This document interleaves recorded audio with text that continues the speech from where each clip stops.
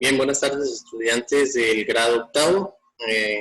Les expreso este saludo deseando que se encuentren muy bien con sus familias. Deseo iniciar esa actividad de abordaje de la primera unidad fuerte de las capacidades físicas, que tiene que ver con dos capacidades físicas, que es la flexibilidad y la fuerza. Es un video explicativo, ya la presentación general usted la tiene cargada en su plataforma Moodle, y pues la idea es contextualizar lo que está en el material de estudio que también está cargado ahí. Es un video corto, muy sencillo, muy explicativo, que espero que sea de mucha utilidad para cuando lo necesiten rever, repensar, releer, sea de utilidad. Les voy a compartir la pantalla. Este es el material de estudio que ustedes tienen, ¿verdad? En ese sentido, vamos a hablar que las cualidades físicas, ¿sí?, o capacidades físicas, el autor que está referido en el texto lo definen como aquellas predisposiciones fisiológicas innatas, factibles de medida y mejora, que permiten el movimiento. Lo que quiere decir esto es, con innato es que los tenemos, que son condiciones que nosotros tenemos ya incluidas en nuestro, digamos, en nuestra propiedad genética, ¿sí?, que se pueden ser mejorados, ¿sí?, que se pueden ser medidas y mejoradas, que permiten el movimiento y tienen que ver con la parte muscular. Eso se puede cambiar de acuerdo al entrenamiento, hay algunos factores que sí se pueden cambiar, otros que no. Eso como generalidad sobre lo que son las capacidades físicas o las cualidades físicas. Hay una diferenciación entre aptitud física y condición física, que la aptitud tiene que ver con caracteres hereditarios o genéticos, y la condición física como tal es un elemento que es entrenable. ¿Sí? Es genético también, pero tiene que ver con el entrenamiento. Bien, vamos a ver dos capacidades físicas. Las iniciales son el concepto de flexibilidad, ¿sí? Esto se puede mejorar con el entrenamiento, acá lo dice, puede mejorarse con el entrenamiento. Es buena para prevenir lesiones, se trabaja mucho después de hacer actividades físicas, ¿sí? Bueno. Se define flexibilidad como la amplitud del movimiento en las articulaciones. Uno muchas veces asemeja que la flexibilidad tiene que ver únicamente con los músculos, pero no tiene que ver totalmente con los músculos. Usted pueda, digamos, flexionar o extender totalmente, depende de su capacidad o de la capacidad de la articulación. Entiéndase por articulación como la unión de dos o más huesos. ¿Listo?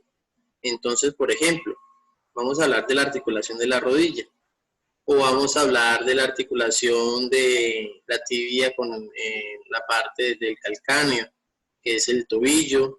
Entonces es la amplitud del movimiento de una articulación determinada, ¿sí?, que tiene que ver también un poco, sino que uno siempre lo asociaba con los músculos, pero tiene que ver con la articulación, y también hace referencia al poder de elongación de los músculos, porque los que sufren esa extensión son los músculos. ¿De qué depende? Depende del esqueleto, los músculos y las articulaciones. Vamos a verlos así en general. De la movilidad articular, entonces hay tres tipos de articulaciones. Sin artrosis, que son las articulaciones donde no hay movimiento, como el caso de la cabeza, o de la anfiartrosis, donde existe algo de movimiento, como son las articulaciones de las vértebras, que tienen un movimiento pero es limitado, o las diartrosis, que son las articulaciones como el hombro, donde existe harto movimiento o bastante. También, ¿de qué otra cosa depende? De la elasticidad y extensibilidad. La elasticidad se refiere a la capacidad del músculo de recuperar su fuerza después de sufrir una deformación, que es cuando se estira. La elongación como tal del músculo, de que después de que se estire pueda volver a retomar a su... Esa sería la elasticidad. Y la extensibilidad es la variación que sufre el músculo con una fuerza externa. Cuando una fuerza externa es algo que impacta el músculo y le permite cambiar o sufre el músculo en el momento que recibe esa fuerza externa. Hay otros factores relacionados con la flexibilidad que tienen que ver con las características genéticas, la edad, el sexo, temperatura ambiente, otras situaciones. Este punto del desarrollo de la flexibilidad no lo trabajamos mucho en clase. Hay, digamos, unas maneras de desarrollo de la flexibilidad que pues, pretende aumentar o mantener el nivel de movimiento de las articulaciones. Hay un método activo, uno pasivo y uno de facilitación neuromuscular propioceptiva, pero digamos que ese tema para ustedes no es todavía. Algunas consideraciones y básicas que es importante que ustedes conozcan y las tengan presentes es no mantener la respiración ni que el estiramiento llegue al dolor. Practicar la flexibilidad diariamente porque es una condición o una capacidad que se mejora fácilmente. Y siempre antes de realizar un estiramiento, el músculo se debe calentar un poco. La gente comete el error que pretende calentar y comienza a estirar el músculo. El músculo está en reposo y se puede lastimar. Eso sería lo concerniente a flexibilidad. Viene la segunda capacidad, que es fuerza. Esta parte es muy importante. La fuerza, dice el documento, que es la capacidad de vencer o mantener una resistencia con una contracción muscular. El músculo como tal tiene la capacidad de elongarse o de contraerse, ¿sí? Entonces, hay unos procesos que se desarrollan con la fuerza. Neuromusculares, ¿qué significa eso? Neuromuscular. Neuro, el sistema nervioso, y muscular, el sistema muscular. Una coordinación intramuscular, coordinación interna de la fibra, que la fibra internamente hace un funcionamiento coordinativo. Y una contracción sincronizada en mayor número de fibras en el esfuerzo. Coordinación, primero dijimos intra, que es el músculo internamente que esté coordinado. Coordinación intermuscular. Inter significa que hay varios grupos musculares y que ellos actúan de manera coordinada. Son los músculos que participen en ese movimiento, tienen que trabajar coordinadamente. Reclutamiento de unidades motrices. Se llaman, las unidades motrices son la unión entre el sistema muscular y el sistema nervioso. Que el sistema nervioso es una extensión que llega al músculo, ¿sí? Y le permite recibir la información que requiere para contraerse. El reflejo de estiramiento, esta parte es importante. El reflejo de estiramiento, reflejo miotático. El reflejo miotático es la contracción involuntaria del músculo como respuesta a un estiramiento brusco. Uno conoce que digamos que ha visto en televisión de pronto que el doctor le pega con un martillito en la rodilla y se produce un movimiento, ¿sí? O si hay algún estímulo externo que lo haga, digamos, activarse. Entonces, eso son lo neuromuscular. Lo estructural se tiene que ver con fibras musculares. Nosotros tenemos 3 fibras musculares. Fibra tipo 1, que es la fibra que es lenta, la fibra tipo 2A, que son fibras rápidas, resistentes a la fatiga, quiere decir que que no entran en fatiga, en cansancio rápidamente, y la fibra tipo 2B, que es la fibra rápida. ¿Sí? Entonces, en ese caso, dice que hay unos cambios que se producen por el intercambio de fibras, por el entrenamiento que se hace, y otras situaciones que son palabras que no quiero vincularles todavía porque creo que no es el momento. Y por último, hay algunas adaptaciones mecánicas, pero pues esto tiene que ver más con biomecánica, entonces no le voy a saturar a usted ahí. Manifestaciones de la fuerza, que pueden ser, primero, en función de la contracción. Hay fuerzas o hay contracciones que son isométricas. ¿Qué son isométricas? Que no hay movimiento ni trabajo del músculo, no cambia longitud. Estas isométricas son muy utilizadas por las personas que sufren fracturas. Por ejemplo, si una persona sufre una fractura en el húmero, en el hueso que va del hombro al codo, no puede tener movilidad, no puede hacer que el músculo se estire, ni puede hacer un ejercicio fuerte, pero él lo que puede hacer es hacer como, digamos que en este caso, mantener el brazo extendido, ¿sí? Y hacer tensión, apretarlo ahí sin cambiar de longitud del músculo. Igual esto puede pasar en la parte del cuádriceps o del músculo, donde usted hace una contracción, pero no estira, no hace que se deforme o que cambie en longitud, ¿sí? Y hay digamos, otras contracciones musculares, otras cuestiones de fuerza que son las isotónicas, donde sea la excéntrica, la concéntrica, básicamente son movimientos donde sí hay un cambio en la capacidad o en la dimensión del músculo. En función de la acción, pasamos a la cuestión, a la manifestación de la fuerza que tiene que ver en función de la acción. Entonces hay una fuerza máxima que la vimos en la presentación de generalidades, que es la mayor fuerza, ¿sí?, que el sistema nervioso y el muscular pueden desarrollar. No hay que buscarle más. Fuerza a la resistencia. Es la capacidad de mantener la fuerza a un nivel constante mientras dura una actividad.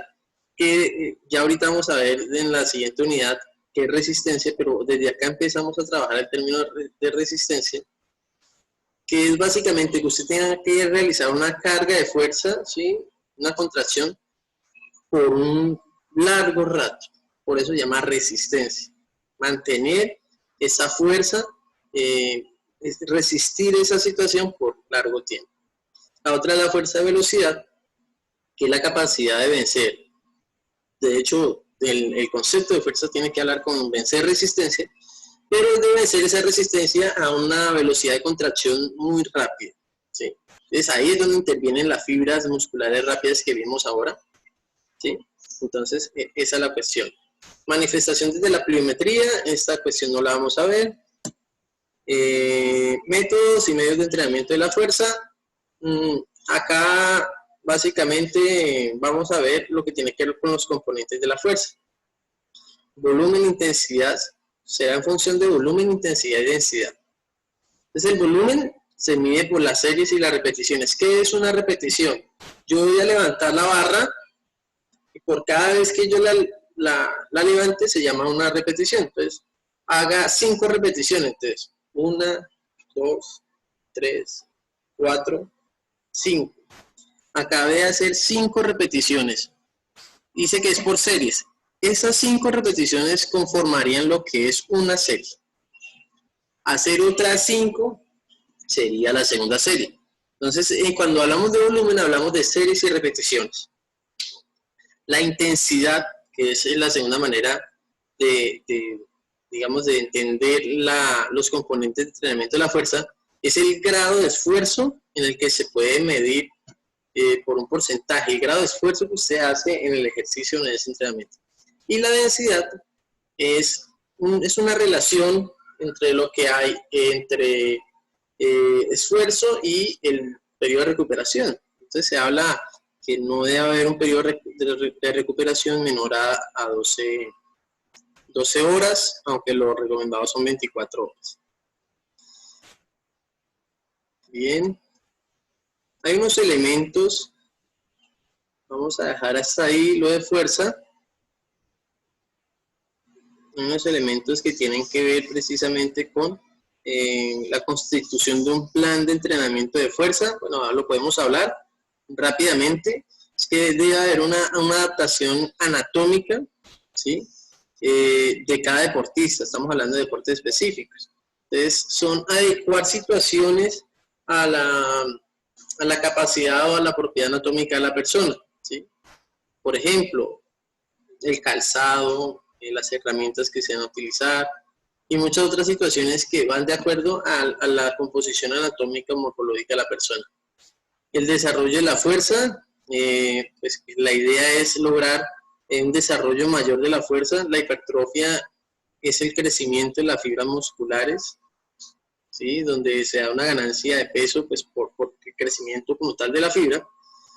Hay un concepto de transferencia, que la fuerza obtenida de alguna manera puede traducirse, por ejemplo, sentadillas con barra y terminar las sentadillas, hacer un ejercicio de velocidad va a ser una transferencia. Lo que se gana en fuerza se traduce en potencia o en velocidad.